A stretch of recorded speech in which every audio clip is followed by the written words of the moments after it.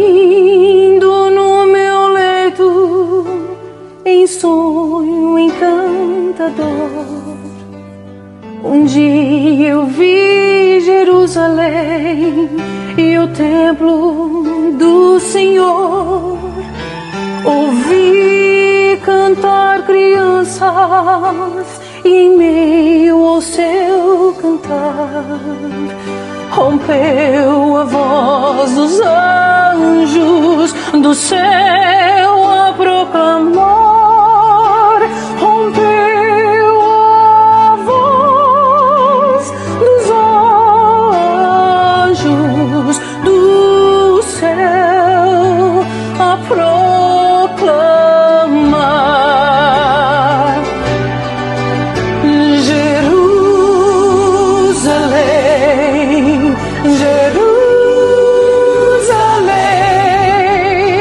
cantai, ó Santa Grey, Hosana, Hosana, Hosana, vosso Rei.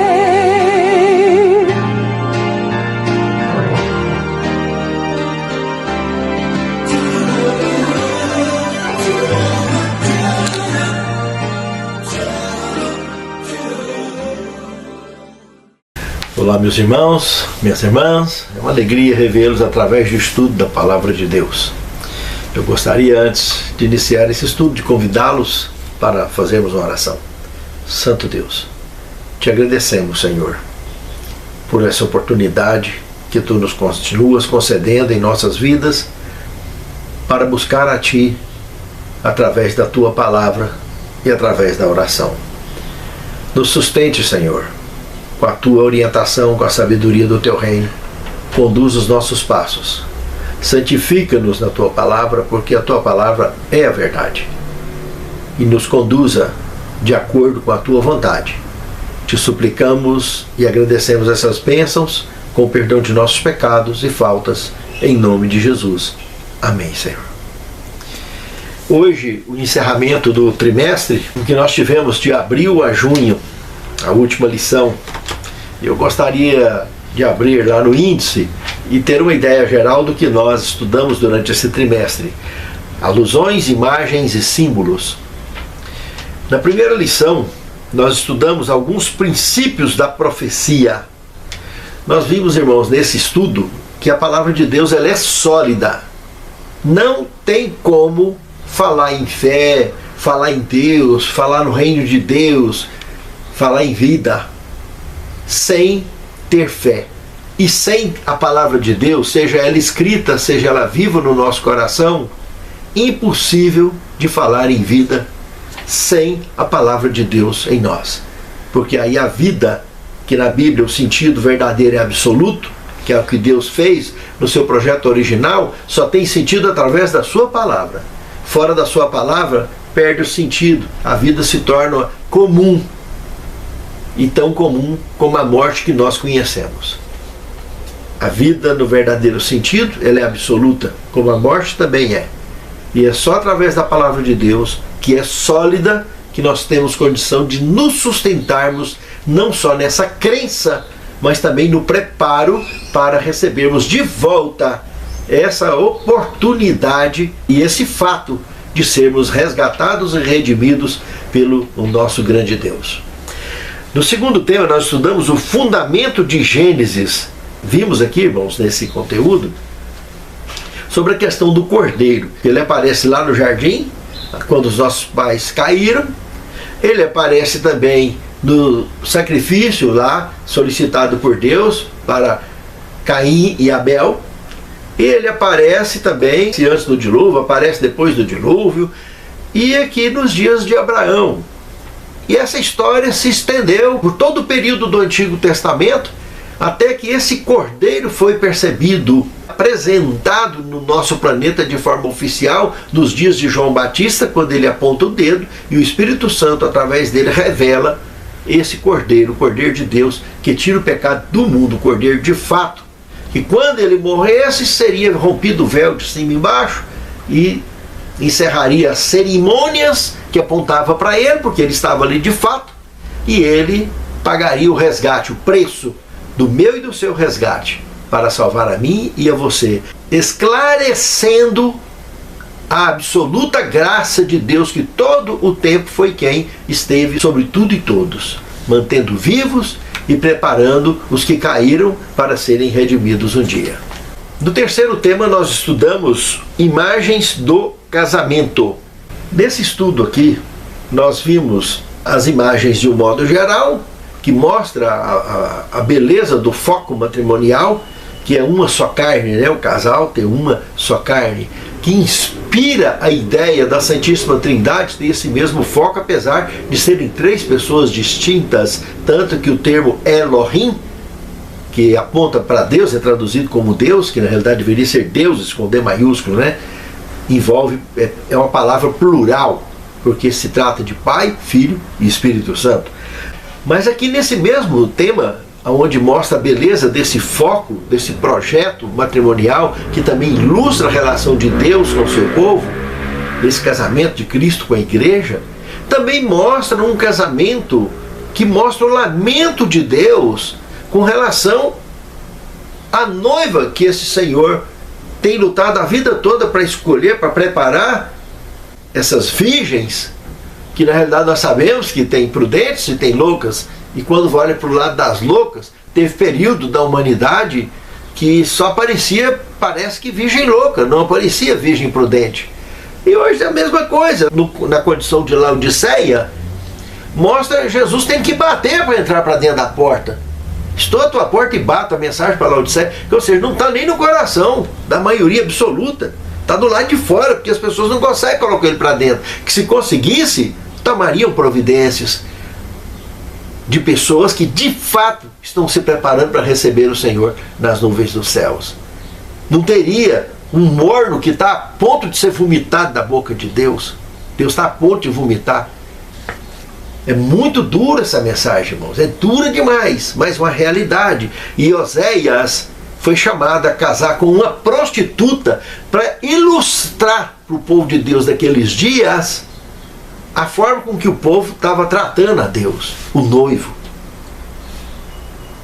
E é uma comparação muito dura também, talvez, com certeza absoluta, a exposição mais bruta que houve da explicação da relação de Deus com o seu povo em toda a história da Bíblia. E isso não perdeu o perfil, sabe por quê? Porque lá no Apocalipse 17 mostra a mulher meretriz, como no Apocalipse 12 mostra a mulher pura. A mulher pura, aqueles que conectam com a palavra de Deus, com os mandamentos de Deus e têm o testemunho de Jesus, entende, irmãos? Está conectado, respeitam a palavra de Deus. Mas quando fala na meretriz, é o inverso pleno e absoluto disso tudo. E ainda tem mais. Ela se suja com o sangue dos mártires de Jesus, daqueles que Jesus avisou que seriam odiados por todas as gentes por causa do meu nome, ou seja, por ser cristão. Comparação, dureza, mas real, que nós estudamos aí nesse tema. Depois nós estudamos no quarto tema as nações, parte 1, e no quinto as nações, parte 2. Na primeira parte nós vimos um povo que foi chamado a ser luz no mundo desde a antiguidade. Deus queria muito que isso fosse uma realidade. Deus não teve êxito pleno nesse propósito. Aí vem o segundo propósito, que Deus procurou se ajustar a essa questão toda. Olha que coisa incrível, irmãos.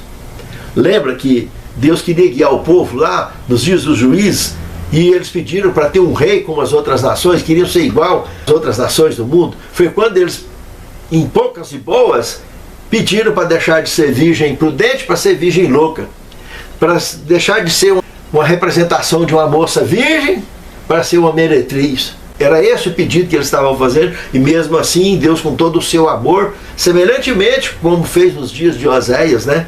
Com aquela encenação real toda que aconteceu, Deus se adequa a essa situação. Só que Deus começa a colocar propósitos nessas nações, para colocar rumo nessas nações, para que através dessas nações, então, as outras nações pudessem serem influenciadas a se prepararem para um dia receber o resgate definitivo ou seja, a salvação que já era então oferecida pela graça de Deus.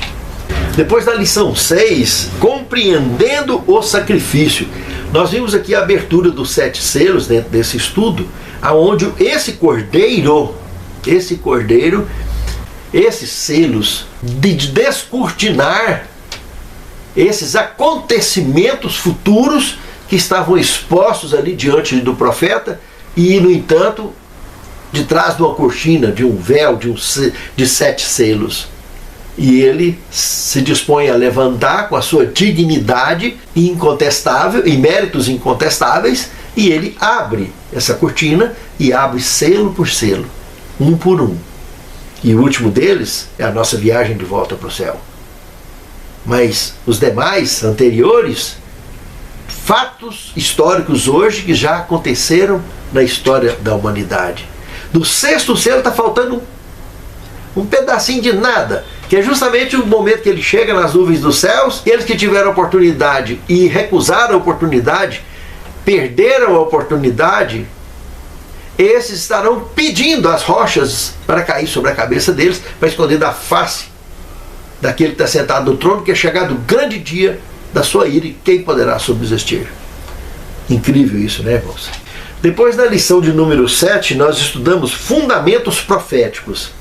Aqui nós tivemos basicamente uma busca de paralelos, tipo entre a diferença de Isaías com Jonas. Jonas conhecia a Deus, tanto que Deus falou com ele, falava com ele. E Jonas tentou enganar a Deus. E na realidade achou que podia esconder de Deus, que podia se safar da forma que se safou. Ou na realidade ele não queria praticar um suicídio, mas criar uma forma de ele ser executado e ficar livre de uma maneira não tão tensa como ele temia lá com os ninivitas, que eles eram muito maus e tinham um histórico de tortura muito terrível.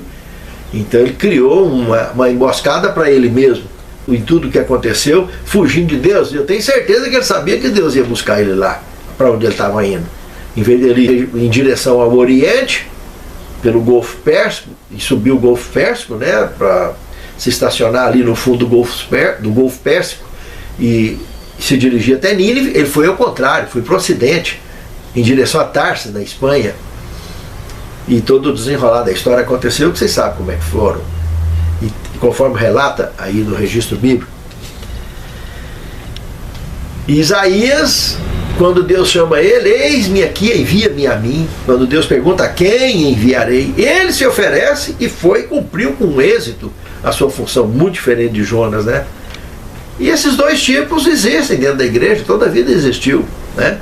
Mas os que estão igual Jonas, é claro, que prefere pagar para ver, está de longe, prefere até falar que vai morrer antes, que Deus vai tirar ele antes, que ele não vai aguentar isso, não vai aguentar aquilo. Infelizmente, irmãos, pessoas covardes, né? É o que mais tem. Que o ato de Jonas não deixou de ser uma covardia, foi perdoado mais tarde, mas foi uma covardia. E o que mais tem é pessoa covarde, consigo mesmo, com os outros e assim por diante. E depois também, dentro desse mesmo estudo, teve o estudo sobre querubins, serafins, e nós vimos que nada mais, nada menos são sistemas de transporte, porque está ligado a rodas, a sistema de propulsão. Deus não precisa de muleta. Mas o conforto, para que aquela cidade santa lá de Apocalipse? Toda de ouro, pedras preciosas, pérolas de todo jeito, os muros com aquelas fachadas de pedras distintas, diferentes, toda de ouro. Para que isso, irmãos? Qual o sentido disso? Deus, nós estamos falando de Deus, conforto. Então, o que tem de mais? Entender uma revelação sagrada que mostra Deus nesses transportes. Foi eu que escrevi Salmo 18:10, que fala que Deus montou num querubim e voou pelas asas do céu. Foi eu que escrevi? Foi você que escreveu? Está aí escrito na Bíblia. Lá no capítulo 9 de Ezequiel, do verso 1 em diante, dá uma lida lá para você ver que Deus senta em cima desses querubins de novo e a glória dele cobre ali aquela visão, daquela visão que Ezequiel teve. No capítulo 8, verso 3, da Ezequiel é pego pela trancinha e colocado dentro do querubim. Sai lá, da região do Quepar, ali na região de irrigação ali da Mesopotâmia, dali da região de Babilônia, e ele é transportado até Jerusalém, 1650 quilômetros de distância. Foi eu que escrevi, foi você? E mostra ele lá, vendo tudo que estava acontecendo lá, e relatando tudo que estava acontecendo. 5 anos antes de acontecer a destruição de Jerusalém. E Deus revelando detalhes para ele. Então, irmãos, é coisa bacana que está revelada, é para nosso crescimento. Não é questão de salvação, mas é questão de superar a ignorância natural das tradições impostas goela abaixo, tradições religiosas impostas goela abaixo pelos séculos dos séculos, desde que a gente entende por gente nesse mundo. Entende, irmãos? Então, seria bom abrir a mente e entender, para tentar entender melhor a chegada desses anjos no céu, que não tem esses anjos com asa, que a mitologia enfiou goela abaixo no povo. Não tem um único texto na Bíblia que anjo tem asa. A asa tem querubim e serafim, mas tem roda também. Fica atento. Depois nós estudamos na lição 8 e a lição 9, nos Salmos parte 1 e nos Salmos parte 2. Nos Salmos parte 1, no tema de número 8, Deus mostra que nós temos, como povo de Deus, a obrigação de ensinar aos transgressores os caminhos que levam ao encontro com o Senhor. E nos Salmos parte 2, mostra o socorro presente em qualquer situação que qualquer filho de Deus enfrente durante a sua vida, durante a sua vivência. Entende, irmãos? Seja ele como indivíduo, como família ou como igreja. Depois nós estudamos no tema de número 10, para quem o fim tem chegado. Irmãos, aí nós estudamos 1 Coríntios, capítulo 10, verso de 10 a 12. Irmãos, nós podemos ver justamente aí, Deus fazendo um paralelo, através do apóstolo São Paulo, inspirou ele, para mostrar um paralelo entre o povo de Deus durante o êxodo, tanto que o povo provocou a ira de Deus. Fugia dos propósitos de Deus, dava canseira, dava trabalho o tempo todo. E aí no verso 10 de 1 Coríntios 10, Deus é mostrado ali que Deus mandava o exterminador para dar um limpa nessa turma, porque não tinha que limpar, porque se de vez em quando a terra não abrisse, engolisse milhares ali, ou que caísse a espada, ou seja, com qualquer outro tipo de peste, meus irmãos, seria uma tragédia. Não teria conseguido um povo preparado para que nascesse o Messias, para que eu e você pudesse ter a oportunidade que estamos tendo hoje. Entende, irmãos? Então Deus tinha que encaminhar o exterminador. E esse exterminador está por aí, entendeu? Continua fazendo a missão dele. Daqui e dali tem que estar desativando um ou outro, ou muitos, para que o propósito da salvação chegue a muitos. Entende? E nós precisamos entender que, de acordo com a palavra de Deus, nós temos que viver como se o fim já tivesse chegado. E a gente vê nas profecias acontecer e não consegue despregar do nosso conforto, não consegue desprender do mundo. Entende, irmãos? Não está na hora de brincar de ser crente. Nunca teve. Fica atento. Pense nisso. Ruth e Esther, duas personagens fantásticas que quebraram barreiras. Porque Ruth era nora de Noemi, era uma moabita, uma estrangeira, que se converteu, se agregou ao povo de Deus. E no casamento dela com Boaz, de Ruth com Boaz, nasceu Jessé, o avô de Davi. Jessé gerou Obed e Obed gerou Davi. Olha como que aparece a fusão. Isso, sem falar na fusão antiga lá de Judá, lembra? Que Jesus veio da tribo de Judá. Lembra o que aconteceu lá também? Judá com a nora. Como é que foi a jogada toda? Pois é, coisa incrível, né? E Raabe também, que entrou nessa parada aí, está nessa mesma genealogia entre Judá e Ruth aqui. Entende, irmãos? Muito bacana esse negócio aí, viu? E a rainha Esther? Uma menina que se casa com um rei estrangeiro também e usada de forma poderosa para salvar o povo de Deus numa crise que os conduziria à extinção.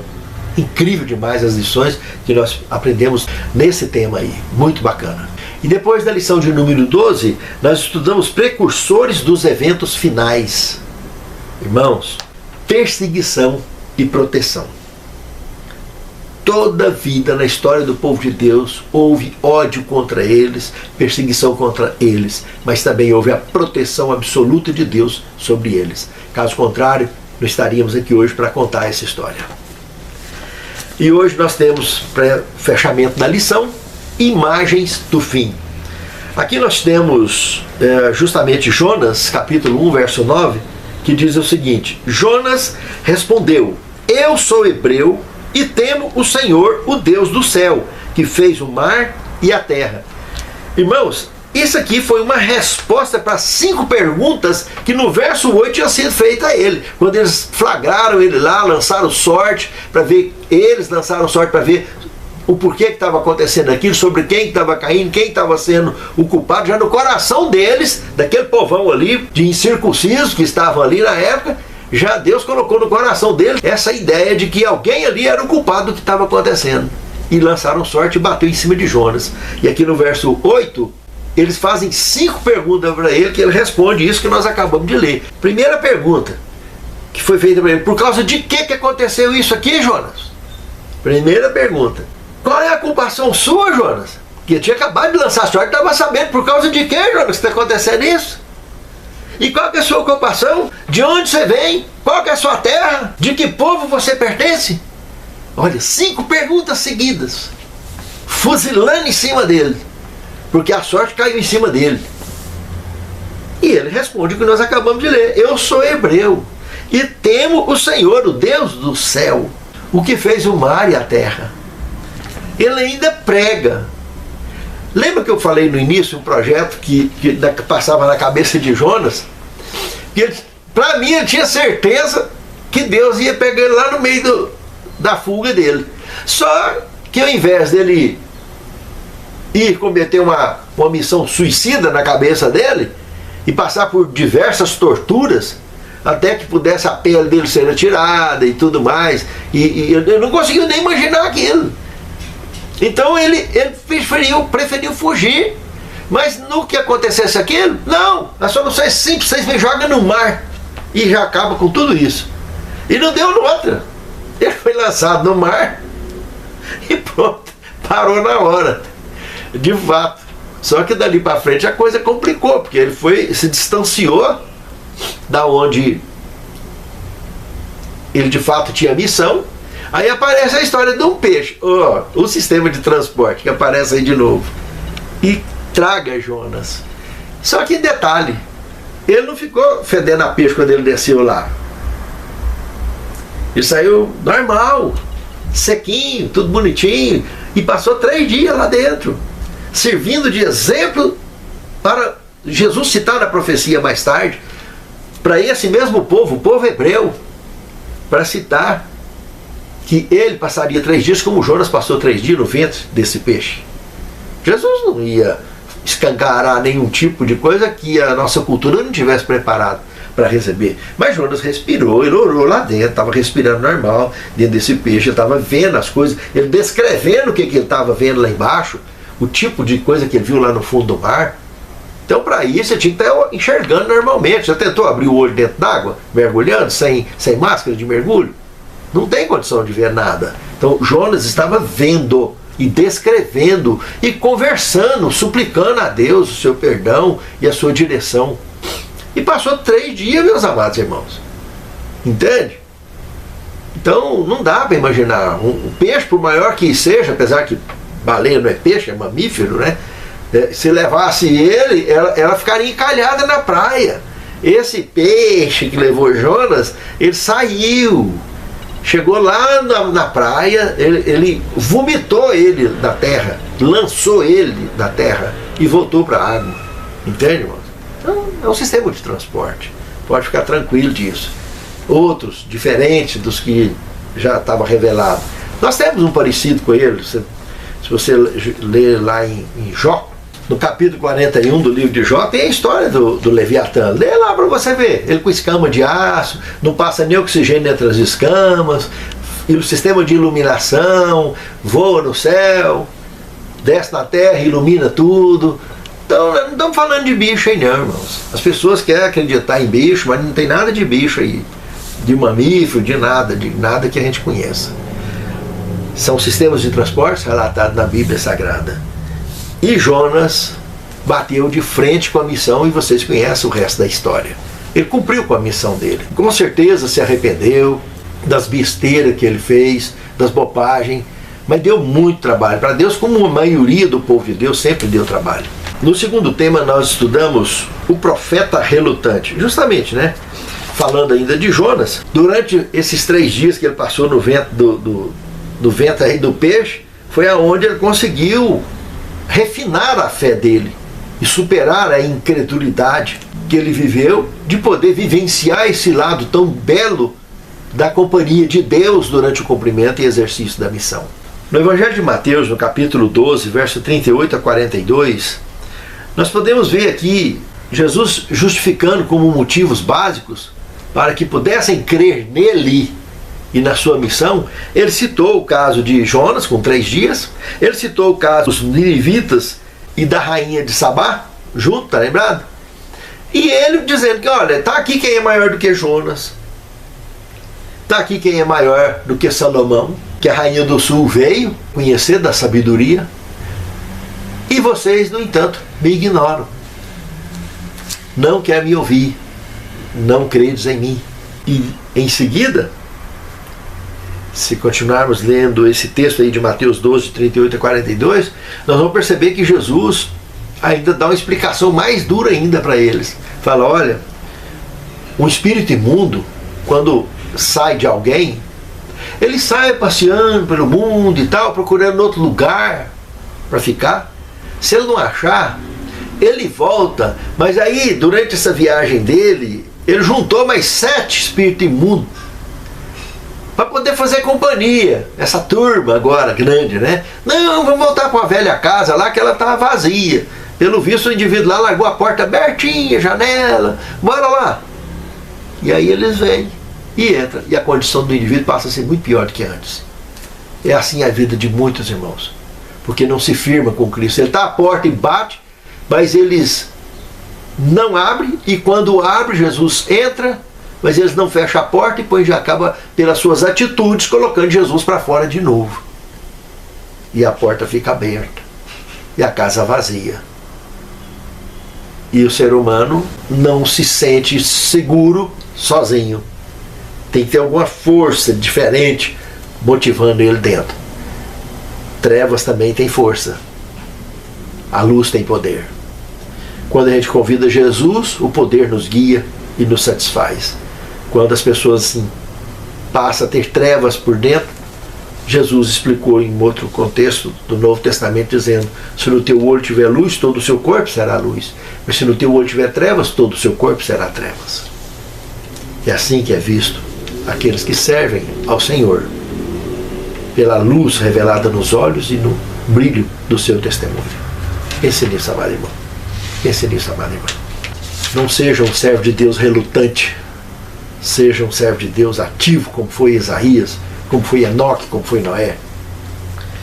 A obra de arrependimento, terceiro tema.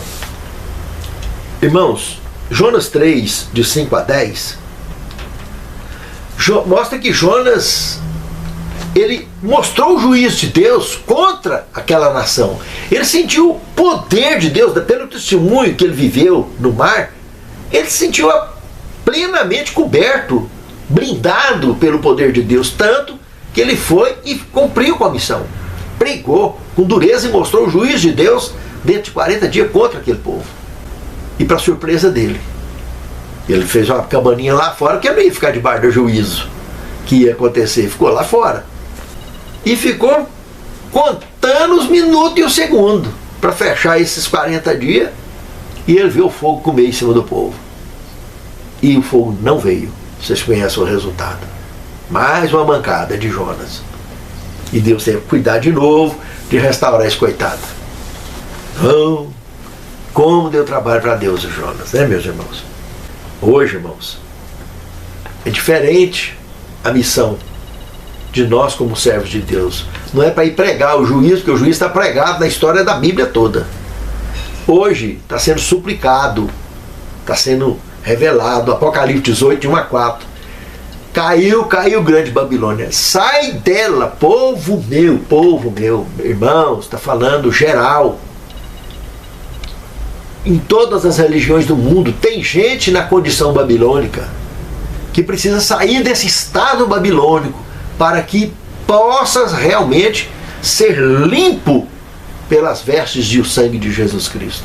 Porque como que Jesus vai limpar alguém que quer viver dentro de Babilônia, que quer viver no estado babilônico? Não tem, é impossível, irmãos, é impossível. Precisamos de sair dessa condição de que o mundo nos amarre e nos prende, como foi os habitantes de Sodoma e Gomorra e os antediluvianos. Pense nisso, amado irmão. Pense nisso, amado irmão. No quarto tema, o banquete de Belsazar. Aqui outra cena interessante aconteceu, irmãos. Nabucodonosor se converteu, depois de tanto dar trabalho para Deus igual Jonas.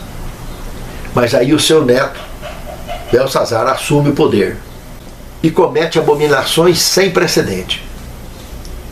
E nessas abominações que ele cometeu, dentre elas de buscar os vasos, os utensílios do templo judeu e fazer aquela festa cheia de abominações que ele estava fazendo, e usando os utensílios ainda para beber, e aparece a mão misteriosa e escreve na parede, num idioma que ninguém conhecia, só o profeta Daniel.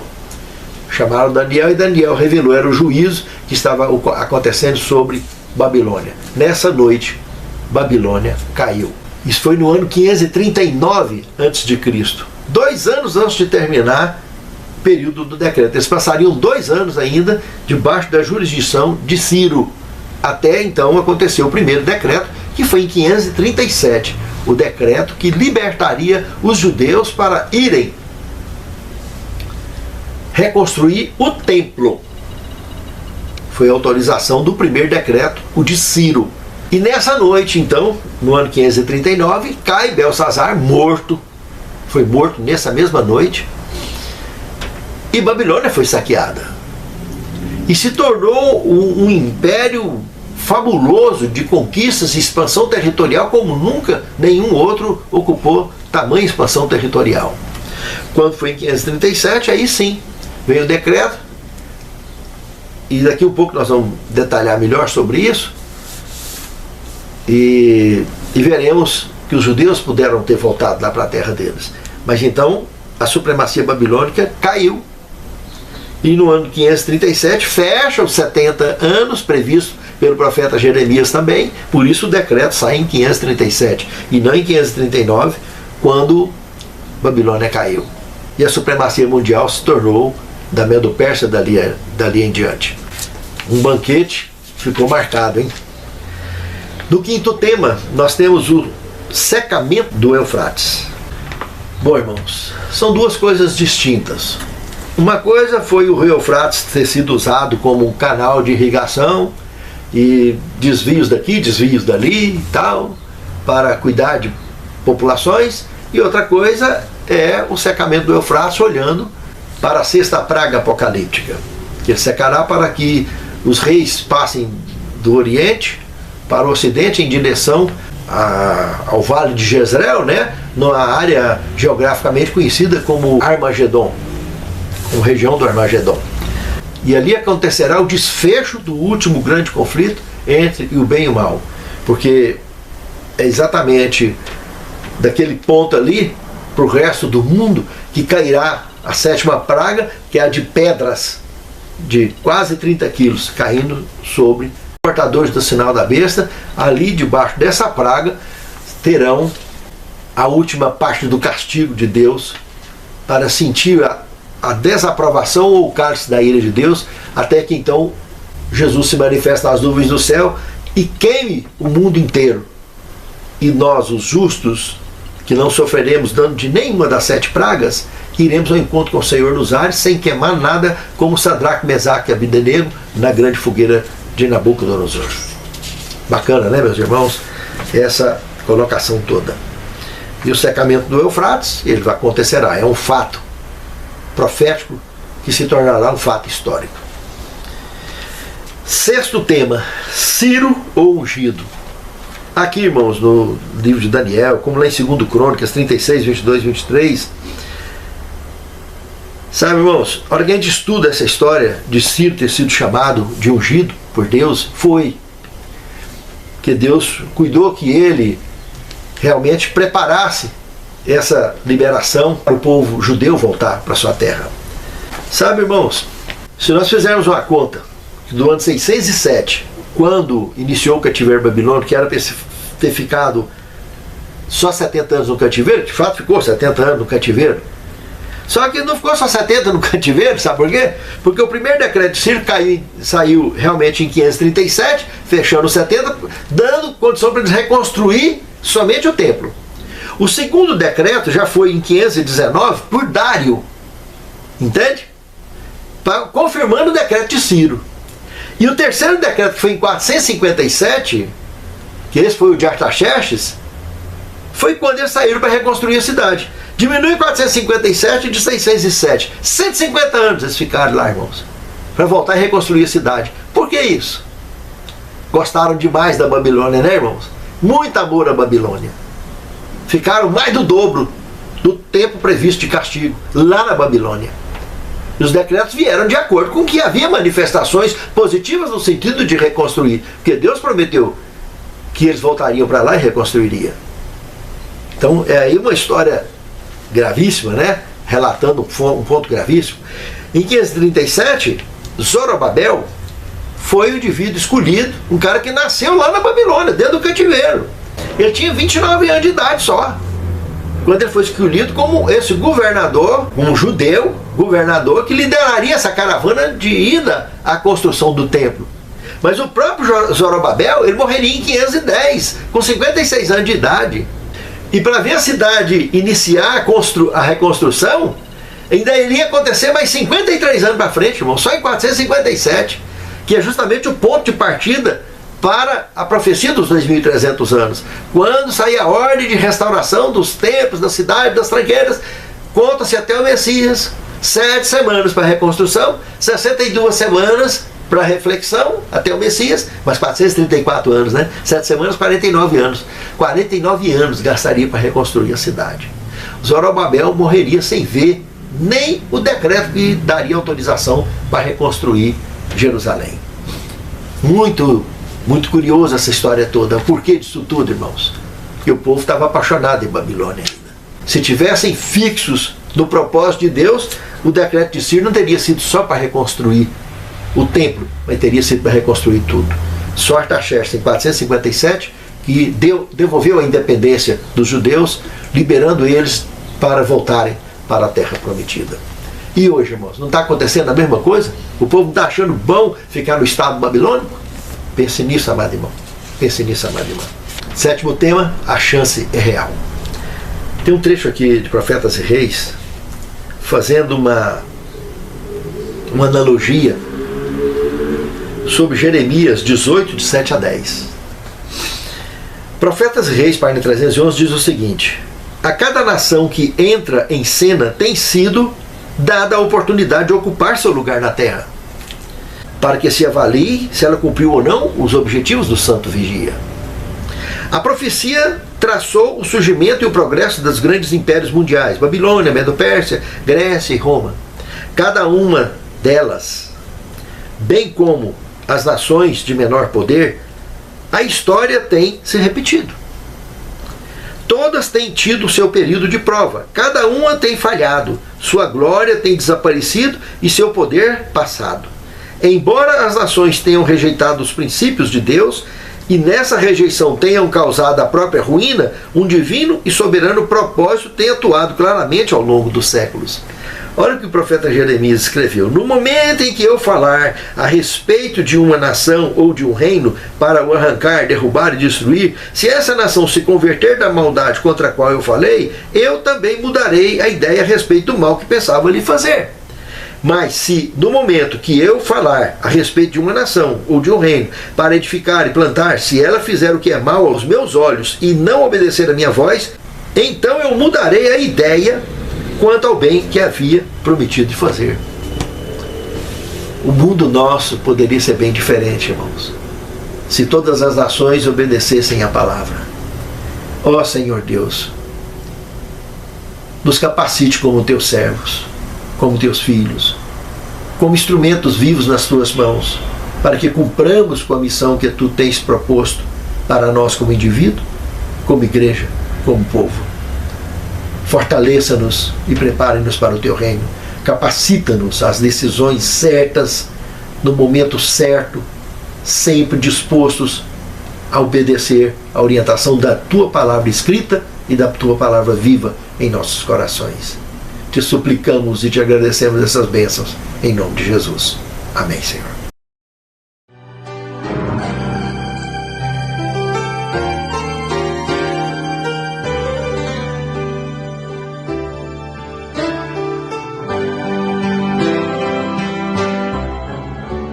Dormindo no meu leito, em sonho encantador, um dia eu vi Jerusalém e o templo do Senhor. Ouvi cantar crianças e em meio ao seu cantar rompeu a voz dos anjos do céu a proclamar: